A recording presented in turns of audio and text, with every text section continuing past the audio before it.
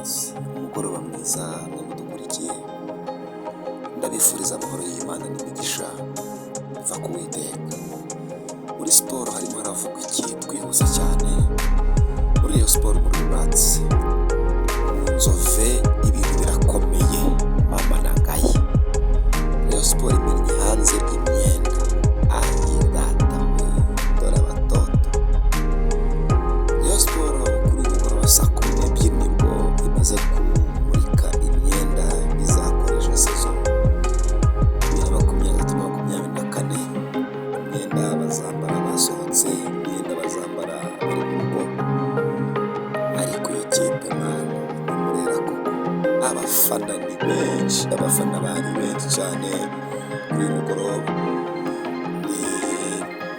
Ni umugoroba wabanjijwe n'imyitozo, harimo kwakira Youssef Labi wari ugarutse muri Rayon Sports bwa kabiri, dore ko umwaka ushize yari ahari. Witwa Ifunga Ifaso, abafana bamwishimiye cyane ku bitego byinshi, ku macenga menshi. Umva Rayon Sports iyi kipe ni murera.